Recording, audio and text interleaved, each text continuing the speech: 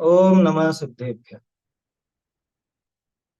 नमः श्रीवर्धमानाय निर्धूतकलितात्मने सालोकानां त्रिलोकानां यद्विद्यादर्पणाय ते। रत्नकरण शाहुकाचार्य में चतुर्विध दान का प्रकरण है। 4 प्रकार का दान निश्चित रूप से हमें अपने भले के लिए करना चाहिए। इसी बात यहाँ पे अपन समझ रहे हैं। उन्हें किसी और का भला इसमें होता हो, वो नहीं है बात। यहाँ स्वयं के उपकार के लिए, अपने भले के लिए ये दान का विचार होता है। देखा अपन ने पहले कल कि हजारों लोग जैसे अन्न अन्न करते हुए मर जाते हैं, कोई उनकी तरफ देखता नहीं है। और हमको ये सब संपदा मिली है, प्रभाव मिला है। ये सब हुआ किस वजह से? कि पिछले भवों में निश्चित रूप से दान आदि का विचार किया। धन का क्या करना, इस संबंध में भी बात देखी थी। वे भोगों में लगाओगे तो उल्टा पाप ही बढ़ेगा, नरक आदि ही मिलने वाले हैं। और पुत्र आदि को देंगे तो पुत्र आदि मोह बढ़ाने वाले हैं। धन का सही उपयोग तो धर्म के लिए दान देने का, है ना, जिससे धर्म वृद्धि हो सके, जिससे धार्मिक लोग आगे बढ़ सके, क्या पात्र जीवों की स्थिरता हो सके। वही वास्तव में सही उपयोग है। कल भी बात देखी थी अपन ने भाई, मिथ्या दर्शन के उदय के जोर से बड़ा भ्रम है। कैसा? क्योंकि हमने बहुत मेहनत करके कमाया, हमने रुपये पैसे की बहुत रक्षा की, और हम आगे बढ़ा लेंगे। हम मूर्ख नहीं है जो ऐसे ही गंवा देंगे। वो लोग तो चूकते हैं, वो गंवाते हैं? और हम बहुत समझदार हैं। भैया तुझे बहुत भारी भ्रम पड़ा हुआ है। एक तो मान कषाय पड़ी हुई है, खुद को बहुत ढेर होशियार समझता है कि जैसा दूसरों का किसी का बिगाड़ हुआ ऐसा मेरा तो हो ही नहीं सकता, मैं तो बहुत समझदार हूं। ऐसा लगता है इसको कि हमारे साथ कुछ बुरा हो ही नहीं सकता। इसे कहा जाता है, एक शब्द आता है खुश फहमी। जैसे गलत फहमी होती है, ऐसी खुश फहमी। खुश फहमी रहती है ज्यादातर लोगों को। क्या रोज अपन पढ़ते हैं ना अखबारों में, इतनों का एक्सीडेंट हो गया, क्या होगी, यहाँ चोरी होगी, यहाँ ये हो गया, यहाँ वो हो गया, तरह तरह की। और वो पढ़ के भी हमको क्या लगता है कि हमारे साथ थोड़ी ना होगा ऐसा। अरे जिन जिन लोगों के साथ वो दुर्घटनाएं घटी हैं, वो भी इसी भ्रम में रहते थे कि हमारा थोड़ा कुछ बिगाड़ होगा। समझ में ही बात। जितने भी ये कई बार तो होते हैं ना ऐसे किस्से, वो सेल्फी लेते लेते वहां पहाड़ की चोटी से गिर पड़ा, सब वो नदी का एकदम वेग आया तो उसमें बह गया, ट्रेन में कट के मर गया। वो सब ये सोचता है क्या वो कि हम मरने वाले हैं? अगले मिनट ही हम मरने वाले हैं, अगले ही पल मरने वाले हैं, ये किसी को विचार भी आता है क्या? नहीं आता वहां पे वो विचार। तो सबको यही रहता है कि हम तो बहुत होशियार हैं, हम बहुत सावधानी से करते हैं। और सावधानी से करते करते भी उधर जो पाप का उदय आता है अथवा आयु पूरी होनी होती है, तो वो दुर्घटनाएं घटती हैं, मर जाता है। ये तुम्हारा भ्रम है कि हमारी संपत्ति नष्ट नहीं होगी। मिथ्या दर्शन के उदय के जोर से बड़ा भारी भ्रम है, और अनंतानुबंधी कषाय के उदय से अभिमान है। थोड़े दिनों में ही नरक का नारकी बना देगा। यहाँ तक अपनी बात हुई थी कल। लोग बोल लेते हैं एक बार। नव पुण्य प्रतिपत्ति सप्त गुण समाहितेन शुद्धेन अपसूनारंभाणामार्याणामिष्यते दानम् गृहकर्मणापि निचितम् कर्म विमाष्टि खलु गृह विमुक्तानाम् अतिथीनां प्रतिपूजा रुधिर्मलं धावते वारि उच्चैर्गोत्रं प्रणतेर्भोगो दानादुपासनात् पूजा भक्ते सुंदर रूपं स्तवनात् कीर्तिस्तपो निधिषु क्षितिगतमिव वटबीजम् पात्रगतं दानमल्पमपि काले फलतिच्छाया विभवम् बहुफलमिष्टं शरीरभृताम् आहारौषधयोरप्युपकरणावासयोश्च दानेन वैयावृत्यं ब्रुवते चतुरात्मत्वेन चतुरस्रा। धन के संबंध में कैसा विचार इसको चलता है? वो तो अपन ने देखा। अब यहाँ पे एक प्रेरणा है, देखिए यहाँ से अपने को पढ़ना है।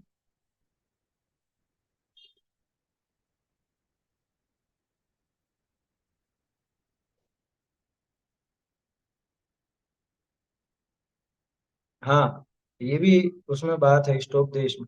दूसरे पेड़ जल रहे हैं, है ना, दूसरे पेड़ जल रहे हैं, उनको जलता हुआ देख करके इसको ये विचार नहीं होता कि मैं जिस पेड़ की डाली पर बैठा हूँ वो भी जलने वाला है। बनाए देगा ताते हैं। हम्म। ताते हैं, हे आत्मन, जो जिनेन्द्र के वचननि का श्रद्धान है, और धर्म सु प्रीति है, और दुखी लोकनि को देख ही दया है, तो चित्त में सम्यक चिंतवन करो। क्या क्या कह रहे हैं कि हे बुद्धिमान जीव, हे समझदार प्राणी, अगर तुझे जिनेन्द्र देव के वचनों का श्रद्धान है, और अगर धर्म से प्रीति है, और प्रीति अकेली नहीं, दुखी लोगों को देख करके दया का भाव आता है, जो तो चित्त में इस धन के संबंध में बराबर सम्यक विचार कर। कैसा? जो मैं मूढ़ आत्मा धन सु ममता करी, पूर्वला धन धन था, ताकि तो बड़ा यत्न ते रक्षा करी, और नवीन भी बहुत धन उपार्जन किया, और धन का उपार्जन के निमित्त क्षुधा तृषा शीत उष्णादिक भोगे, और अनेक आरंभ विणज राज सेवा विदेश गमन समुद्र प्रवेश इत्यादि किए, अधर्मी म्लेच्छा दिखने के परिणाम को राजी करने को निंद कर्म किए, जी ती प्रकार धन उपार्जन किया, तो अब मरण अचानक आवेगा। हम्म, देखो, मरण अचानक आवेगा, धन रक्षा नहीं करेगा। ताते हैं, अब मोकू अन्याय अनीति ते तथा पाप के विनचते, और पापिनी की पाप रूप सेवा ते, तो धन उपार्जन करने का शीघ्र ही त्याग करना, और न्याय ते उपार्जन किया धन, इसमें मर्याद करी रहना, और जिनका अन्याय ते जबर होए होश लिया है, तथा परिणामनि की दुष्टता से भुलाए चुकाए राख्या, इस धन को उल्टा दे क्षमा ग्रहण करावना। बहुरी जो द्रव्य है, इसमें पुत्रादिग्नि का विभाग का पुत्रादिग्नि का विभाग का धन तो पुत्रादिक के अर्थ ही न्यारा करना, और दान के अर्थ निराला धन राखी करी, राख करके पर का उपकार के अर्थ धर्म की प्रवृत्ति के अर्थ दान करना, और जो नवीन धर्म उपार्जन होए, इसमें हूँ चतुर्थ भाग तथा छठा भाग तथा अष्टम भाग तथा जगन्य दसम भाग, तो पुण्य दान धर्म के कार्य में धनवान को व निर्धन को समस्त को ही दानादिक का विभाग करना योग्य है। जाके उदर पूर्ण भी नहीं होए, आधा चौथाई भोजन अधिक मिले, ताकू हूँ दान धर्म को विभाग, उत्कृष्ट चतुर्थ भाग जगन्य दशम भाग मध्यम छठो भाग अष्टम भाग न्यारो करी, दुखित बुभुक्षित जिन पूजन आदि का विभाग करना श्रेष्ठ है। दान बिना ग्रह है तो शमशान है,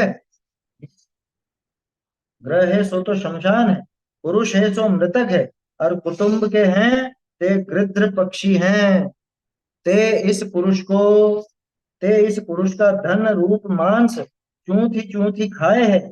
अब गृहस्थ धनवान है।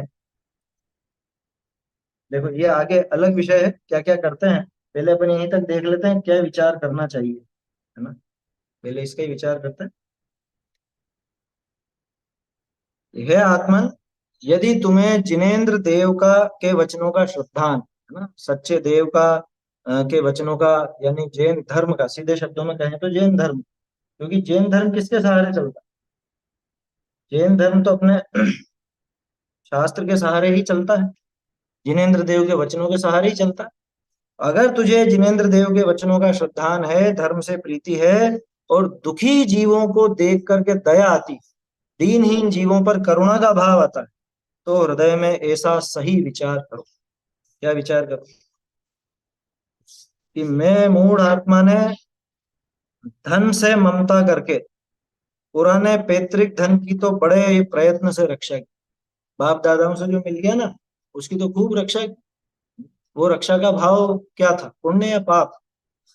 जो पीछे से मिला आया है, मिला पुण्य के उदय में, लेकिन उसको टिकाए रखना, उसको भोगने का भाव करना, वो नितांत पाप का भाव। कैसी विचित्रता है। मिलता पिछले पुण्य के उदय से, है ना, लेकिन इसको भोगने का या इसको रखने का जो भाव है कि ये मेरे पास बना रहे, मेरे पास इतनी संपदा पड़ी रहे, ऐसा जो भाव है, वो पाप का ही भाव। बड़े प्रयत्न से रक्षा की तथा नया भी बहुत धन कमाया है। यही थे, पहले का भी मिला और नया भी कमाया। या बहुत से तो ऐसे भी होते हैं कि हमने तो जीरो से स्टार्ट किया बिल्कुल, क्या हमने यहाँ पे जो कुछ भी है हमारा ही कमाया हुआ है, बाप दादाओं से कुछ भी नहीं मिला। हाँ, बहुत से अपनी कहानी सुनाते हैं ना कि हम तो 100 रुपए लेकर के आए थे इस शहर में, और फिर आज इतना सब कमाया, इतनी मेहनत की, तो किया। धन कमाने के लिए क्या क्या किया, लेकिन धन कमाने के लिए मैंने बहुत क्षुधा तृषा शीत उष्ण आदि दुख भोगे। कैसी किसी जगह नौकरी करने गया, बाड़मेर में भेज दिया कंपनी वालों ने, या सरकार ने बाड़मेर में पोस्टिंग कर दी, तो बाड़मेर में बाड़मेर का अर्थ समझिए, भयंकर गर्मी। या वहां भेज दिया हिमालय की तरफ, उधर वहां पे भयंकर ठंड रहती है।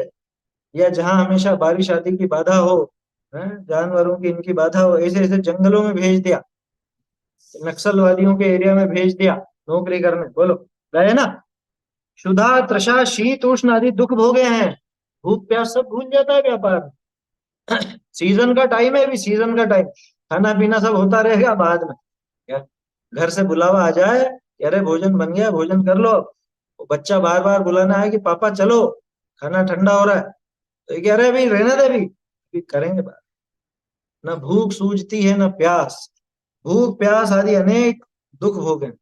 व्यापार धंधे में सभी करते हैं। सर्दी हो गर्मी हो, कितनी तेज गर्मी हो, दुकान तो खोलनी है, सो खोलनी है अपने, नौकरी पे जाना है सो जाना ही। तथा अनेक आरंभ, तरह तरह के आरंभ करता व्यापार। राज सेवा, राज सेवा यानी सरकारी नौकरी।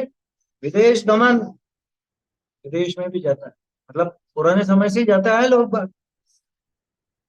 पहले जहाज लेकर के जाते थे, पानी के जहाज, उनमें फिर वो जहाज टूट जाता और वह व्यापार में कमाया हुआ सारा धन समाप्त हो जाता, ये सब किस्से आए ना पुराना। समुद्र प्रवेश इत्यादि किए। बोलो, समुद्र में जा घुसता है। वो जितनी भी रिफाइनरियां हैं तेल निकालने की, वो सब समुद्र के अंदर घुस के ही तो है, हैं? वहां समुद्र के नीचे जमीन में से तेल निकाल इत्यादि किए हैं। अधर्मी म्लेच्छ, म्लेच्छ आदि को राजी करने में या अनुकूल करने में, सदा सूत जी ने नहीं लिखा था, चाहे तो ब्रैकेट में कर सकते हैं। उनको अनुकूल करने में, राजी करने में, म्लेच्छों को, म्लेच्छों का भी राज रहा ना बीच में। और अब तो ऐसा ही है, आप सरकारी नौकरी में जाओगे तो बड़े अधिकारी आपको कौन मिलेंगे, है ना, कुछ कहने की आवश्यकता नहीं है, लेकिन सब जानते हैं। अधर्मी म्लेच्छ आदि को राजा राजी करने में बहुत निंदनीय कार्य करना पड़े हैं। अरे पहले ऐसा था, वो प्राइवेट नौकरी में भी बड़ी समस्या है कि अब वो अपने मालिक आने वाले, कंपनी के मालिक, उनकी सेवा में तो सब करना पड़ेगा। क्या, उनके लिए मांस आदि का और शराब आदि की व्यवस्था भी करनी पड़ेगी। और ये मना करेगी, नहीं नहीं हम तो नहीं करेंगे भैया, हम जैन हैं, हम तो हाथ भी नहीं लगा रहे, ये नहीं करो तो नौकरी से जाओ तो। बोलो, ऐसे ऐसे प्रसंग होते हैं। बहुत निंदनीय कार्य करने पड़े हैं, जो सेठ बोलेगा वो करना पड़े। समझ में ही, कैसे कैसे कार्य करना पड़ता है। अरे एक साड़ी की दुकान हो, क्या, तो वहां पे बैठते हैं ना साड़ी दिखाने वाले, वो खुद साड़ी लपेट लपेट के बताते हैं। और फिर कोई कहते थोड़ा सा चल के बताओ, तो चल के भी बताएंगे, वो पुरुष महिलाओं की तरह चल के भी बताएंगे। कैसी नौटंकियां करनी पड़ती है। हम्म? बहुत निंदनीय कार्य करना पड़े। जिस तिस प्रकार से धन पैदा किया, जिस तिस प्रकार से, क्योंकि इसका उद्देश्य एकमात्र पैसा, चाहे दूसरे को ठग कर, चाहे झूठ बोलकर, चाहे दूसरे का लूट कर, जिस तिस प्रकार से धन पैदा किया है। अब मरण तो अचानक आ जाएगा, धन बचा नहीं सकेगा। ये रुपए पैसे, ये कोई आड़े आने वाले नहीं है, मृत्यु से बचाने वाले नहीं है ये। इसलिए अब मुझे क्या करना, सबसे पहला काम, अब जब इतना विवेक जागृत हुआ ना, है, एक तो धर्म पर श्रद्धान हुआ और दुखी जीवों पर दया आई, और अब ये भी मालूम पड़ गया कि मैंने बहुत खोटे काम किए हैं इस रुपए पैसे के लिए। तो इसलिए अब क्या करना, कि अब मुझे अन्याय से, अनीति से तथा पाप के धंधों से, पापियों की पाप रूप सेवा करने से, या पाप रूप जोड़ लीजिएगा सेवा के पहले, पापियों की पाप रूप सेवा करने से, और ये कपट के अन्य तरीकों से जो लिखा है तो ब्रैकेट में कर सकते हैं, धन पैदा करने का शीघ्र ही त्याग कर देना चाहिए। अरे कम मिलेगा कम सही, लेकिन अब अन्याय से नहीं कमाऊंगा। भले कम हो आमदनी, लेकिन अनीति से नहीं कमाऊंगा। पापियों की पाप रूप सेवा नहीं करूंगा। जो एक विशिष्ट पापी जीव हैं, उनकी तो नौकरी करूंगा ही नहीं, और उनकी भी पाप रूप सेवा, जो कोई खोटा काम करने को कहे नहीं करूंगा। देखो, वैसे एक सामान्य जो जैन भी होता है, सतगृहस्थ होता है, उसको ही इतना विचार तो चलता है कि मुझे अन्याय अनीति रूप आचरण नहीं करना है ना, मुझे ऐसे खोटे काम बिल्कुल भी नहीं करने हैं। ऐसी भावना तो उसके शुरू से होती। पापियों की पाप रूप सेवा करने से रिश्वत आदि लेता है क्या वो? रिश्वत आदि से धन नहीं कमाता। एक सज्जन गृहस्थ की बात कर रहा हूँ, बहुत धर्मात्मा की बात नहीं कर रहा हूँ। बिजली चोरी नहीं करता, और खोटे जितने भी काम हैं जो अन्याय अनीति रूप है, वो नहीं करता। अन्याय और अनीति में अंतर मालूम है आप लोगों को? दोनों एक ही शब्द से बने हैं, और अर्थ भी लगभग लगभग एक जैसा, लेकिन फिर भी अंतर है।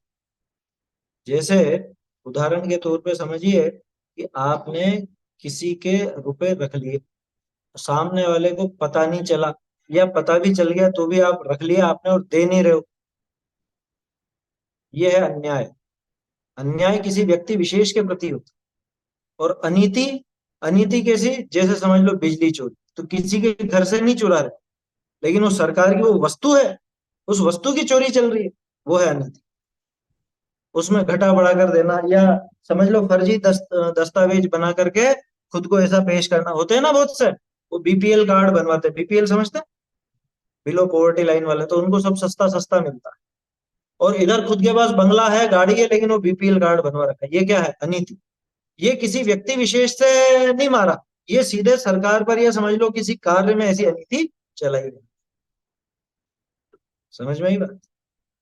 जैसे वो, अब तो खैर नहीं होता, पहले जो ये लगता था, टोल टैक्स लगता था सड़कों पर, तो उस पे वो कार्ड दिखाते थे, नकली कार्ड बनवा के रखते थे बहुत से, क्या कि हमारे नेताजी का कार्ड है या इसका है, नकली कुछ भी बना के रख,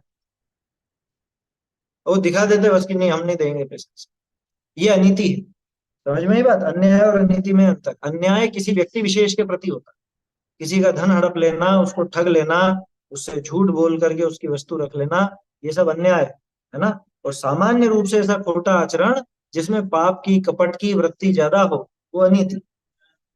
तो देखो, तो सबसे पहले क्या करना है कि मुझे अन्याय से धन पैदा करने का शीघ्र त्याग करना, अनीति से धन पैदा करने का शीघ्र त्याग करना, पाप के, विशेष पाप के जो धंधे हैं, से तो सारे ही पाप रूप हैं, व्यापार धंधा जो कुछ भी है सब पाप रूप है, लेकिन कम और ज्यादा का अंतर तो है ना, कि जिनमें ज्यादा हिंसा होती हो, आरंभिक क्रियाएं ज्यादा होती हो, ऐसे पाप के कार्यों से मुझे बचना, ऐसे पाप के कार्यों से धन नहीं कमाना।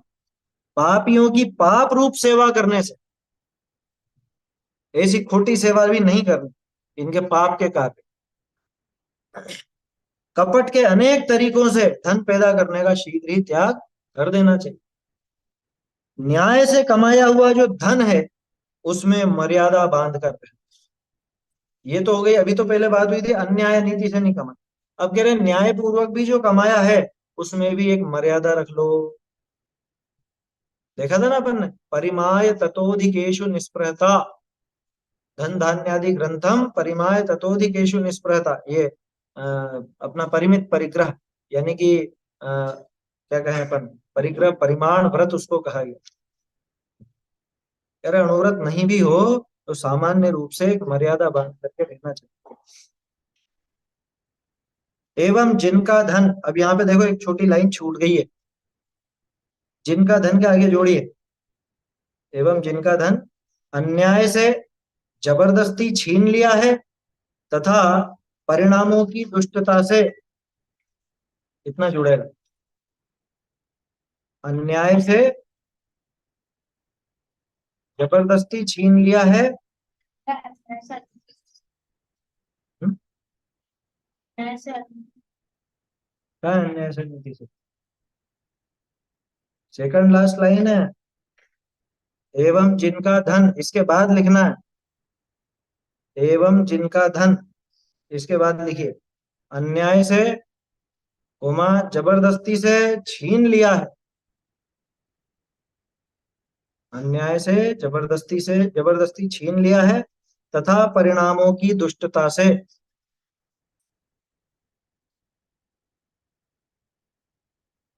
अन्याय से जबरदस्ती छीन लिया है तथा परिणामों की दुष्टता से।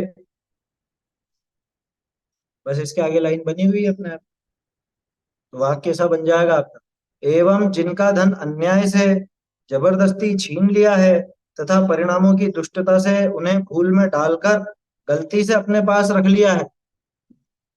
कर देते ना कई बार कि नहीं नहीं ये वाली वस्तु नहीं थी आपकी, आपकी तो ये वाली थी, या फिर कि नहीं हमको कहाँ दी थी, मैं नहीं दी, अब वो भूल गया बेचारा, लेना भूल गया, तो ये उसकी वस्तु को दबा करके बैठ जाता, हड़प लेता है। होता है, बहुत से लोग होते हैं।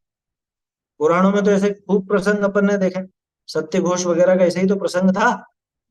वो बेचारा व्यापारी दे करके वो भूला नहीं था, वो तो मांगने आया, और जाने कितने तो दे करके ही भूल जाते थे। अन्याय से जबरदस्ती छीन लिया तथा परिणामों की दुष्टता से उन्हें भूल में डालकर गलती से अपने पास रख लिया, उस धन को उन्हें वापस देकर क्षमा मांगना है। उसको वापस देकर के क्षमा मांग लेना, अरे ये मैंने उस समय गलती से मेरे पास रख लिया था, गलती से यार, अरे उस समय मेरे भाव अच्छे नहीं थे तो मैंने ये रख लिया था, ये तुम्हारी वस्तु है, इसका अधिकारी मैं नहीं हूँ, मुझसे अपराध हुआ, मुझे क्षमा करना। बहुत दम चाहिए ये बता, इतना तो बोल देगा कि गलती से हमारे यहाँ पे रह गया था, लेकिन ये नहीं कि ये कहने में बहुत दम चाहिए क्या, उस समय मेरे भाव खराब हो गए थे तो मैंने रख लिया था, लेकिन अब मुझे इस बात का पछतावा, आप क्षमा भाव रखना और ये आपकी वस्तु आप संभालो। मामूली बात नहीं है ये मान गलाने का काम, इसमें मान गलता है। जैन दर्शन चित्त को कितना कोमल बना देता है, और ऐसी बात हो जाए तो फिर देखो पवित्रता कितनी आई अंदर में, एकदम गलता है बिल्कुल हृदय। इसलिए पहली बात तो कभी किसी का ऐसा धन आदि रखना ही नहीं जो आपको ऐसा कदम उठाना पड़े, बाद में इतना क्या कहें आत्मग्लानि आवे। किसी का अन्याय अनीति से रखना ही नहीं, और कदाचित पहले किसी अपराधवश किसी ऐसे खोटे भाववश रखने में आ गया हो तो उसको सूचित करके और उसको सौंप देवे उसका, फिर ठीक है। अब ये तो हो गया ना, अन्य का निपटारा कर दिया, अब जो अपने पास है, चाहे वो न्याय से कमाया या जैसे भी वो सब कमाया, अब जो अपने पास है, जो धन अपने पास बचा है उसमें से पुत्रादि के हिस्से का धन तो पुत्रादि को देकर अलग करना, है ना। अलग अलग जगह अलग अलग समाज में अलग अलग व्यवस्थाएं हैं, क्या कहीं पे किसके लिए निकाला जाता है, कहीं किसके लिए निकाला जाता है। बाकी परिवारजनों के लिए निकालने की तो सभी जगह विधि है ना, देश हो चाहे विदेश हो, सब जगह ये चीज तो चलती है कि परिवारजन को सौंपा जाता है। तो पुत्र आदि के हिस्से का धन, अच्छा एक चीज समझने की है, उसका हिस्सा क्यों, आगे कोई ऐसा तर्क कर सकता है तो उसका हिस्सा क्यों, भाई हम नहीं देवे उसको, उसका हिस्सा क्यों। देखो, तो इसमें ऐसा है कि आपने जब कमाई की थी तो क्या विचार पे की थी, आपने उस समय यही सोचा था ना कि अपना जो परिवार रहेगा उसका पालन पोषण करना, उसको ऐसा करना है वैसा करना, उसके लिए ये रुपया इकट्ठा करना है, तो उसके निमित्त से ही कमाया था, वो सारा पाप उसके निमित्त से किया था। तो अब उसके निमित्त का जो किया था, सो जितना आपने सोच रखा है उनको पुत्र आदि के आदि में और भी लगा लेना, आपके मन में जो भी हो, भाई का हो तो भाई का, बेटियों के लिए भी, है ना, क्योंकि कुछ कानूनी ऐसी पेचीदगियां हैं जिसमें कहीं पे बेटियां भी हिस्से में शामिल होती हैं, कहीं पे नहीं होती हैं, कहीं ऐसी अलग अलग चीजें हैं, है ना। तो पुत्र आदि के हिस्से का धन तो जो भी है अपने सब बच्चे बच्चियों के लिए, घर वालों के लिए पुत्र आदि को देकर अलग करना, एक हिस्सा ये हुआ, ठीक है। तथा दान के लिए धन अलग रखकर उसे दूसरों के उपकार में, धर्म की प्रवृत्ति के लिए, दान देने में खर्च करना चाहिए। बच्चे बच्चियों के लिए अलग निकाल करके रख दो, दान आदि के लिए अलग निकाल करके रख दो। देखो, अलग निकाल के रखने का क्या मतलब है कि एक पोटली बना के अलग रख दी, ऐसा नहीं। भाई एक विभाग कर दिया अपने दिमाग में, वो विभाग कर लिया अपन ने, है ना। चाहो तो अलग अलग खाते रख सकते हो आप, कि इस खाते में इसका, इस खाते में इसका, इस बैंक में जितना भी पैसा है वो सारा मेरा दान का है, ये दान में लगेगा ये पैसा। इस वाले बैंक में जो डाल रखा है बच्चे बच्चियों को देने का, ऐसा भी कर सकते हो। या अलग से एफडियां करा सकते हो, ये हो गया अलग अपने आप। वो तो जैसे भी विभाजन बन सके। तो किसी के पास कैश है, नगद है, तो नगद पोटलियां बना करके रख दे, हैं संभला देवे अलग अलग। तो उसमें क्या है? दान के लिए अलग रखकर उसे दूसरे के उपकार में, धर्म की प्रवृत्ति के लिए, दान देने में खर्च करना चाहिए। धर्म की प्रवृत्ति के लिए दान देने में खर्च करना चाहिए, मूल बात यह है। ऐसा नहीं कि कोई हमारा मिलने वाला है तो अपन उसको तो दे दें। अरे भैया, धर्म की प्रवृत्ति के लिए करना, जो कुछ करना जिससे धर्म की प्रवृत्ति बढ़े, ऐसा दान देना। ये तो हो गया जो अभी तक धन था उसका। अब जो नया धन पैदा हो, उसमें भी चतुर्थ भाग, छठा भाग, आठवां भाग तथा कम से कम 10वां भाग तो पुण्य, दान, धर्म के कार्यों में धनवानों को तथा निर्धनों को, सभी को ही दान का हिस्सा अलग रखकर खर्च करना चाहिए। ये इन्होंने तीन चार भेद कर दिए। चौथा भाग दे दो, चौथा भाग माने 25%, है ना। एक चौथा यानी 25% हो गया, 25% दे दो। छठा दे दो 16%, आठवां दे दो लगभग 12%, 12.5% होता है बड़ा, है ना। और नहीं तो कम से कम 10% तो अपनी संपत्ति का, अपनी आय का उसमें लगाना ही चाहिए। पुण्य, दान, धर्म के कार्यों में धनवानों को तथा निर्धनों को, सभी को ही, है लिखा है दान आदि, यहाँ आदि जोड़ लेना, दान आदि का हिस्सा अलग रखकर खर्च करना चाहिए। चाहे धनवान हो चाहे गरीब हो, जिसकी जितनी सामर्थ्य हो उस हिसाब से उसको करना चाहिए, थोड़ा बहुत तो करते ही रहना चाहिए। गजब की बात है, 10% दान भी बहुत ज्यादा लगता है लोगों को। अरे कोई 10% दे देंगे क्या, है बोलो। जैसे आज मान लो किसी की इनकम 50,000 हो, उदाहरण के तौर पे 50,000 रुपए महीना हो, लेकिन वो महीने के 5,000 रुपए भी नहीं निकालेगा दान के। महीने के 5 का मतलब सालाना 60,000 रुपए। किससे कह रहा हूं? जो 50,000 रुपए कमाता है उससे, ठीक है। तो अब 60,000 रुपए में से, ए सॉरी, 60,000 तो 10% हुआ, 6 लाख रुपए साल के कमाता है। 6 लाख में से न्यूनतम 60,000 उसको दान के लिए निकालना चाहिए। कितना निकालते हैं? हम्म? कितना निकालते हैं? अभी वो बात नहीं करनी कि साहब अरे मिलता ही नहीं है, कोई किसको दें, क्या करें। खूब है जगह तो, आप करना चाहो तो सब है, लेकिन कहाँ निकालते? 10% भी, 10% सबसे कम बताया। 10% भी अगर कोई दान का निकाले तो मतलब क्या कहूं अभी। ये जो बहुत सी संस्थाएं फंड के अभाव में बंद हो जाती हैं, बहुत से समझ लो शास्त्रों का छपना नहीं हो पाता, या बहुत सी चीजें इस तरह की रह जाती हैं, ये कहीं पे भी कमी नहीं है। लौकिक शिक्षा का दान कार्यकारी है क्या? लौकिक शिक्षा के संबंध में पहले बात आ गई थी। वो तो पाप की विद्या है, उसमें कोई दान, वो दान जैसा दान नहीं, वो कोई दान नहीं। समझ में आ रही है बात? अरे प्रतिदिन नहीं दे सके तो प्रति माह करे, प्रति माह नहीं करे सालाना एक बार करे, सालाना नहीं करे तो इकट्ठा करे, है ना। भाई वो अपने राशि, अपना हिसाब तो रखे ना। जैसे एक चतुर व्यापारी अपना पूरा हिसाब रखता है कि मेरे पास इतना पैसा है, मुझे इतना लगाना है, इतना पैसा आएगा, ये होगा वो होगा, इसमें से इसको इतना देना, सब उसके दिमाग में रहता है। ठीक ऐसे ही अगर आप तत्काल नहीं दे पा रहे हो तो कम से कम वो दान आदि के लिए इकट्ठा तो करते जाओ और दान देना। अच्छा, और इकट्ठा करते ही मत जाना, क्योंकि बहुत ज्यादा राशि हो जाएगी तब फिर देने का भाव नहीं होगा। क्या, इकट्ठा करते गए साहब तो 10 लाख होगी, कोई 10 लाख दान में देंगे क्या, है? बोलो। अरे देते जाना, तुरंत दान महाकल्याण। जहां नजर आया कि यहाँ काम है, तुरंत देना, तत्काल। क्यों? कि आयु का भरोसा नहीं। और आप जिसको बोल करके जाओगे जरूरी नहीं कि वो उस हिसाब से कर ही दे। अगर उस दान की सफलता चाहते हैं तो अपने को ऐसे निगाह खुली रख करके, और कहाँ क्या आवश्यकता है, धर्म की वृद्धि कैसे हो, उसमें करना। अभी आगे आ रही है बात, और आगे कहाँ कहाँ आप दान कर सकते हैं वो सब आगे आ रही है। देखो, खर्च करना चाहिए सभी को ही। दान आदि का हिस्सा अलग रखकर खर्च करना चाहिए। जिसका पेट भी पूरा नहीं भरता हो, आधा चौथाई पेट ही भोजन आदि मिलता हो, कौन? बिल्कुल, मतलब जिसकी स्थिति कमजोर हो, उसे भी दान पुण्य का हिस्सा, उत्कृष्ट चौथाई भाग, जघन्य दसवां भाग, मध्यम छठा या आठवां भाग। ये छठा में चंद्र बिंदु नहीं आता, छठा में जो लिखा हुआ है इसको हटा लेना। छठा या आठवां भाग अलग रखकर दुखी भूखे लोगों को वह जिन पूजन आदि कार्यों में देना, खर्च करना श्रेष्ठ है। अरे साहब, हम ही भूखे हैं, हम क्या दूसरे को खिलाएं? अरे तुझे दो रोटी मिल रही है तो उसमें से आधी रोटी दे, हैं? इतना है।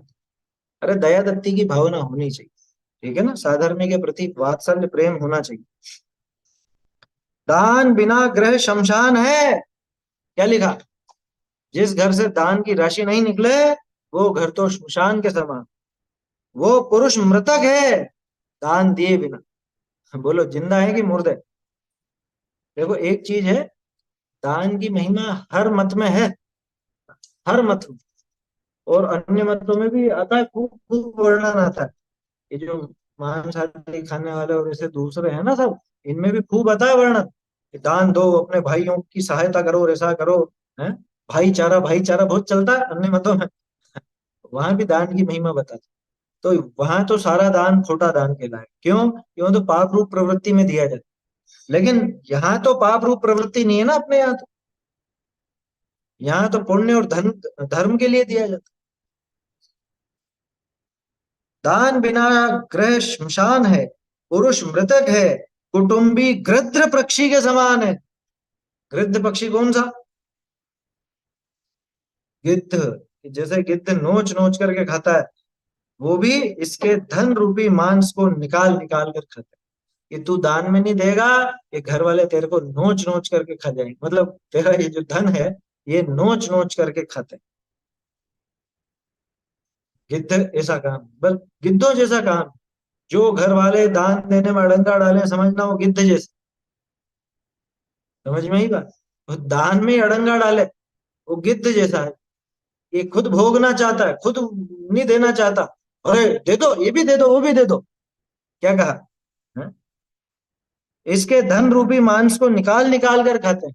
तो न तो हमारी गिद्ध जैसी वृत्ति होनी चाहिए, और ना ही ऐसे व्यक्तियों से हमको घबरा करके दान आदि से छूटना चाहिए। दान आदि होना ही चाहिए।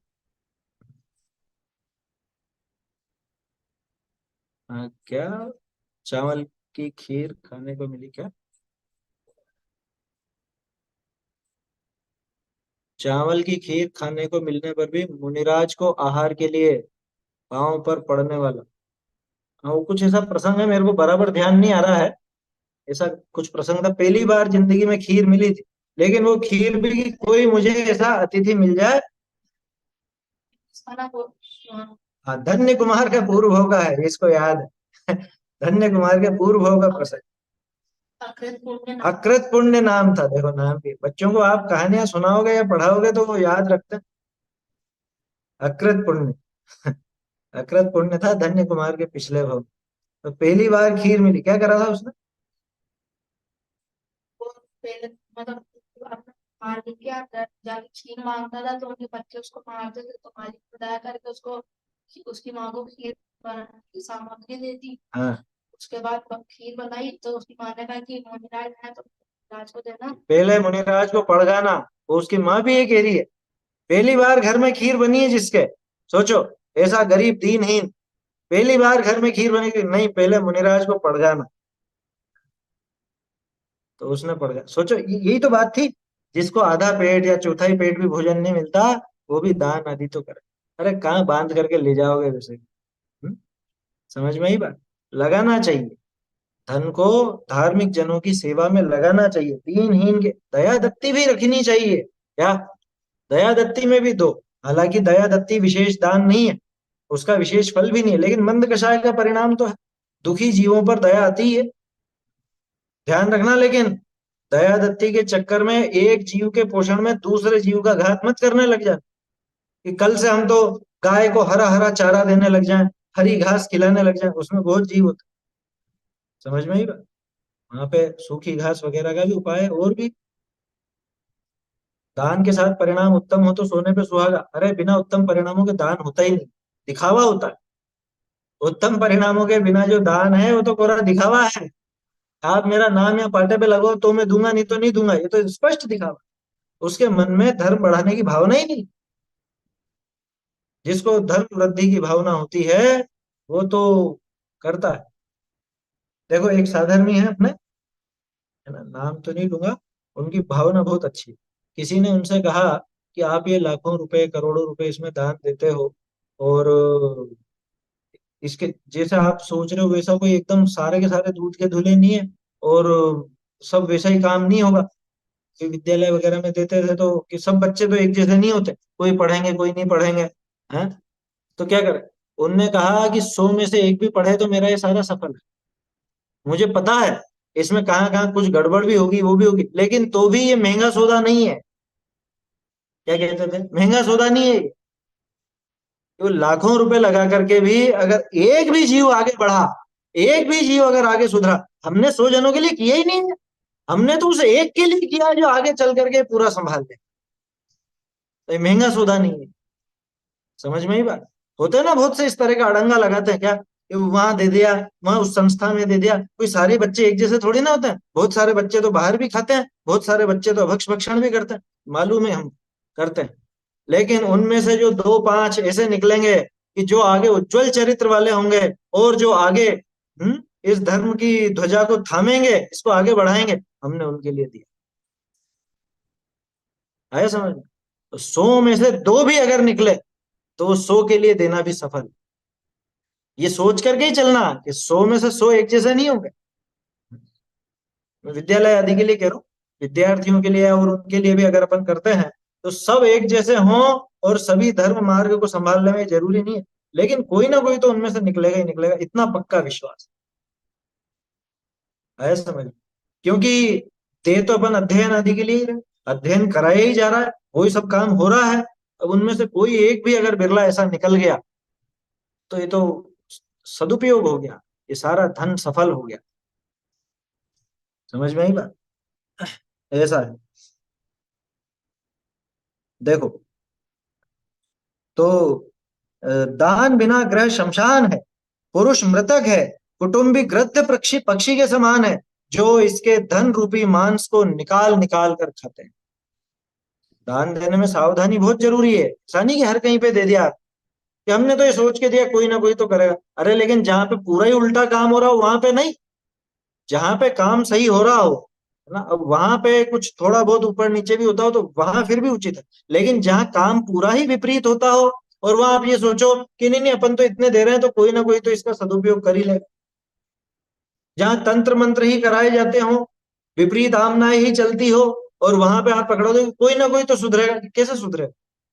जब मार्ग ही उल्टा चल रहा है वहां सुधरने की गुंजाइश। पहले तो वहां पे मार्ग सीधा होना चाहिए, आमनाएं सही होनी चाहिए, वहां के व्यक्ति सही होने चाहिए, सही नीतियां होनी चाहिए। अब उसके बाद कुछ एक थोड़ी बहुत गड़बड़ होती है तो वो एक अलग बात है। बात समझ में आ रही है? मैं शिथिलाचार का बिल्कुल पक्षधर नहीं, ना ही उसका पक्ष ले रहा हूँ। तो इसलिए दान में ये सावधानी भी बहुत जरूरी है। अब वो सारी सावधानी रखने के बाद भी अपन जानते हैं कि 100% पूरा वो अच्छा नहीं हो पाता, है ना? लेकिन जितना भी लगता है वो सही जगह लग जाता है, वहां उचित। दान बिना ग्रह शमशान है, पुरुष मृतक है, कुटुंबी गृध्य पक्षी के समान, जो इसके धन रूपी मांस को निकाल निकाल कर खाते हैं और इसको नरक की यात्रा कराते हैं। जो धनवान गृहस्थ होते हैं, है ना, देखो अब यहां से अपने को पढ़ना है क्या करना, दान आदि कैसे देना। क्योंकि उत्तम पात्र तो सब जगह मिल नहीं रहे, मध्यम पात्र भी विरले ही है, जघन्य पात्र भी कम ही है ना। ऐसा नहीं है, और बहुत से ऐसे हैं जिनको जिनको जरूरत ही नहीं दान। अब फिर हम क्या करें, है ना? क्या करें फिर हम? तो उसके लिए अब यहाँ पे ये विधि बताते हैं, है ना। पढ़ते हैं अपन, देखो। इसको पढ़ेंगे और साथ ही साथ अर्थ समझते चलेंगे।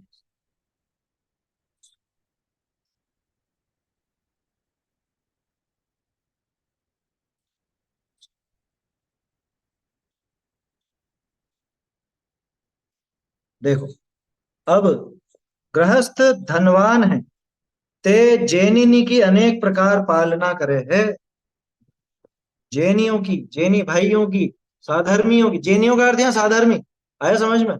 जैन कुल में पैदा हो जाने मात्र से वो जैन नहीं हो जाता, ये ध्यान रखना। जैन का अर्थ साधर्मी से लेना, क्योंकि जो धर्म का आचरण नहीं करता हो वो पालना करने लायक नहीं। उसको पाल करके क्या करोगे? देखो, अब गृहस्थ धनवान है, ते जैनिनी की अनेक प्रकार पालना करे। जे धर्म में शिथिल होए, तेहु धनाढ्य पुरुषनी का आदर देने करी, मिष्ट वचन बोलने करी धर्म में दृढ़ हो जाए है। कोई अगर मान लो भ्रष्ट हो गया किसी कारणवश, तो आप उससे मीठा भी बोलोगे या थोड़ी धनादि से सहायता कर दोगे तो स्थिर हो जाएगा। देखा जाता है इस तरह का, हैं? अरे, पहले संस्थाओं में छात्रवृत्ति चलती थी ना, अभी भी चलती है बहुत सारी संस्थाओं में। वो किस लिए चलती है? कि आप धर्म का अध्ययन करो, इसके लिए। मुझे ध्यान है, हम लोग जब पढ़ते थे तो वो शास्त्री महाविद्यालय था हमारा, दिगंबर जैन आचार्य संस्कृत महाविद्यालय। तो उसका बहुत सारी संस्थाओं से संबंध था। तो महावीर जी वगैरह के ऐसे फॉर्म आते थे कि जो बच्चे शास्त्री कर रहे हैं, जैन दर्शन लेकर के शास्त्री कर रहे हैं, उनके लिए वहां से वो राशि निकालते थे। ये भी सहायता है, साधर्मी की सहायता है कि वो जैन दर्शन पढ़ रहा है ना, हमारे लिए इतना पर्याप्त है। जैन दर्शन पढ़ने वाले की हम सहायता करें। सरकार सब्सिडी देती है ना, किस लिए देती? किसी चीज को बढ़ावा देने के लिए देती। ठीक ऐसे ये सब्सिडी जैसा है, जैन दर्शन पढ़ने वाले बढ़े, इस भावना से वो आगे देते। जे धर्म में शिथिल होए, ते धनाट्य पुरुषनी का आदर देने करे। धनाट्य व्यक्ति अगर उसका आदर सम्मान करे, मीठे वचन बोले, उसको धर्म मार्ग में स्थिर करे, तो उनसे ही वो दृढ़ हो जाता है। केतेक काम चाकरी करावने लायक होए, तो उनसे काम हो लेना। बोलो, ये भी एक तरीका है स्थिर करने का। किसी को नौकरी धंधा आदि की आवश्यकता हो तो अपने पास काम पर रख लो, अगर अपन धनवान आदि हैं तो। क्या आया समझ में? या कहीं पर वो नौकरी आदि करता हो तो उसकी वैसे सहायता कर देना, कहीं पे नौकरी दिला दो, काम दिला दो। हम्म उनसे काम हो लेना और उनका भरण पोषण करना। उनसे काम लो और भरण पोषण करो। कि फिर काम क्यों लेवे, सीधे ही कर देवे ना, कि नहीं। सीधे भरण पोषण करने में तो वो आलसी हो जाएगा, एक बात। दूसरी बात, आपको ये घमंड रहेगा हम पाल रहे हैं, है ना, और उसका आत्मसम्मान खत्म हो जाएगा। और यहाँ पे उसको काम अगर आपने दिया और काम के बदले में पैसा आदि देते हैं, नौकरी आदि करता है, तो एक उसका आत्मसम्मान रहता है कि मैं काम कर रहा हूँ, उस बात का ले रहा हूँ, मैं कोई व्यर्थ में पैसा नहीं ले रहा। उसका आत्मसम्मान भी बना रहता, आपका व्यर्थ का घमंड भी नहीं होता। कहते कुमाए पैदा कर लेने योग्य होए, तो तिनको तिनको पूंजी का सहारा दे, धन हु बन्या रखावे, और वाकू 5 रुपया की पैदाश कराए दे। कोई अगर धन कमाने लायक हो, क्योंकि बहुत सौ में ऐसी बुद्धि नहीं होती कि वो नौकरी कर सके। बहुत सौ में नौकरी लायक की बुद्धि होती है और बहुत सौ में व्यापार लायक की बुद्धि होती है ना। तो अगर कोई व्यापार करने लायक हो, नौकरी के लायक नहीं हो, तो थोड़ा बहुत उसको पैसा दे करके, भाई ठीक है तुम करो, व्यापार करो, जब तुम्हारे पास हो जाए तब लौटा दे। ये क्या है? ये साधर्मी की सहायता है ये। आया समझ में? ये साधर्मी की सहायता है। कोई चाहता हो कि भाई मुझे ऐसा रुपया पैसा मिल जाए तो मैं व्यापार आदि कर लूं, लेकिन इसमें ध्यान रखने की बात है वो साधर्मी होना चाहिए। वो धन कमा करके अभक्ष भक्षण करता हो, विपरीत आचरण करता हो, ऐसों के देने की नहीं बात। कहते नहीं को, ये क्या कहा? अरे वाकू 5 रुपया, उस जमाने के हिसाब से लिखा 5 रुपया। तो अब तो क्या लिखा है यहाँ पे? 5 50 रुपया, ठीक है ना। 5 50 भी कहाँ अब? अब तो लगा लेना आज के हिसाब से, जैसे जैसे महंगाई बढ़ती है उस हिसाब से, कि थोड़ा बहुत उसको वो पैदावार हो जाए, धन आदि की पैदाश करा दे, यानी धन आदि पैदा हो जाए उसके। कहते निकू विणज व्यवहार में अपने शामिल करी निर्वाह कर दे। ले मेरे साथ कर, तो पार्टनर बन के कर, अभी तेरा पैसा कुछ मत लगा, मेरे साथ काम सीख, धीरे धीरे पैसा कमा, बाद में फिर लगाना। या फिर अलग व्यापार करना चाहे बाद में तो अलग कर ले, अपने साथ रख करके व्यापार आदि सिखा दे। ये कितनी उदात्त भावना है, सोचो। और पहले ऐसे बड़े बड़े सेठ हो गए जिन्होंने ये काम किए हैं। लेकिन आज किसी से कह दो तो अरे कंपटीशन का जमाना है, अपने साथ रखेंगे तो अपने ही एक कंपटीटर खड़ा हो जाएगा। है। अरे साधर्मी की सहायता होगी ये नहीं दिखता इसको। इसको ये दिखता है कि मेरा ही एक प्रतिद्वंदी खड़ा हो जाए। अरे जैसे कोई बड़ा भाई अपने छोटे भाइयों को अपने साथ काम पर लगा करके काम सिखाता है और उनके अलग अलग व्यापार भी खुल जाते हैं तो इसको खेद नहीं होता। ठीक उसी तरह से यहाँ पे साधर्मी को भी काम धंधे लायक बना देना है। उसको ऐसी योग्य क्या कहें, योग्यता पैदा कर देना या थोड़े धन आदि की पैदाइश उसके हो जाए, ऐसा कर देना। ये ये भी उसकी सहायता, साधर्मी की सहायता। कहते निको विणज व्यवहार में अपने शामिल करी निर्वाह कर दे। कहते निकी धीज प्रतीत कराए।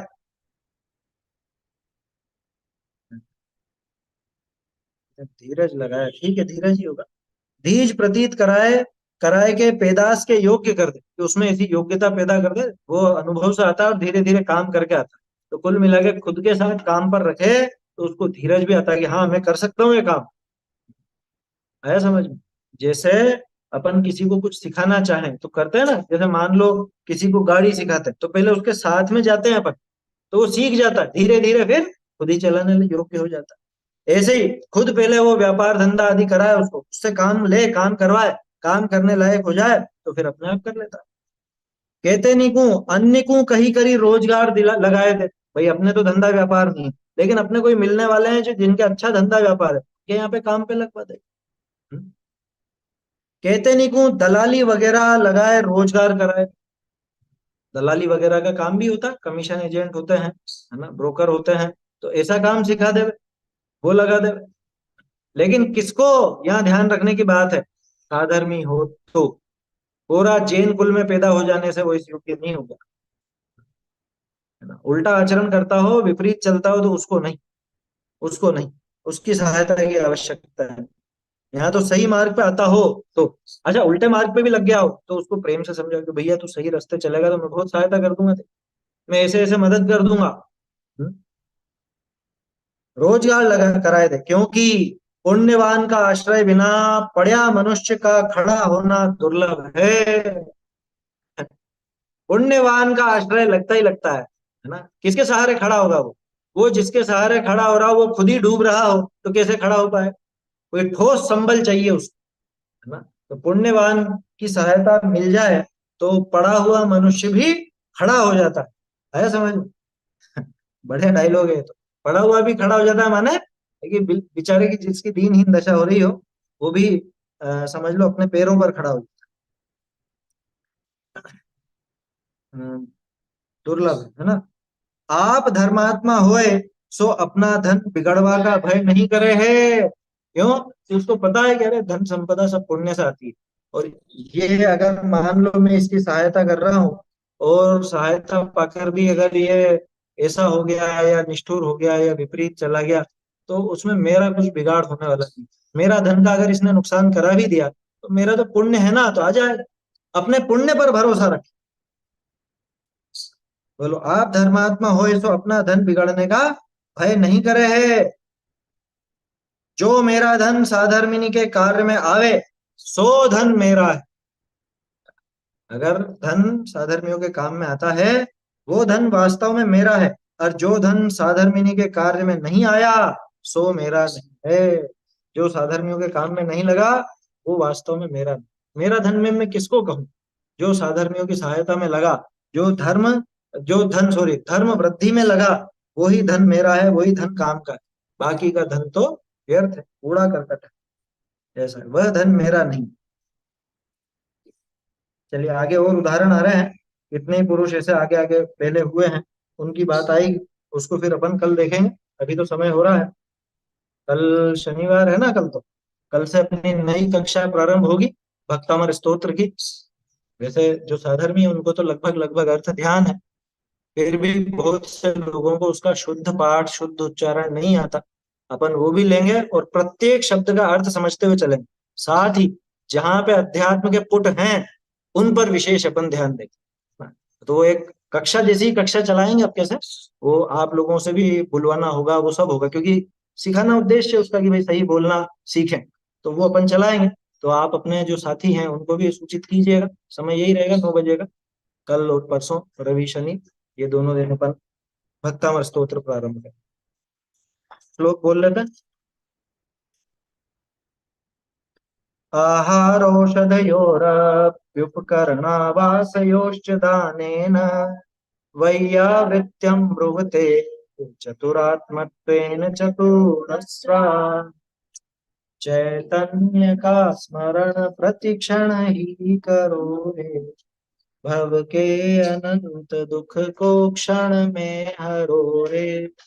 अक्षय अनंत निज सौख्य निधान पाओ, गाओ अरे इसी के गीत गाओ। जिन वाणी प्राणी जाने से, जिन वाणी प्राणी जाने, शहोदन पर कमल गुण सर, मन मीके सरधाम ले। शहोदन पर जाय गुण सर, मन मीके सरधान ले। जिन्नान प्राणी जाने ले, देवता नीचे धर्म पूजा दान प्रमाण ले। देवता नीचे धर्म पूजा दान प्रमाण ले। जानी जानी ज्ञानत जानी जैन बखानी, ओम अक्षर मन आन ले। ज्ञानत जानी जैन बखानी, ओम अक्षर मन आन ले। जिन वाणी प्राणी जान ले।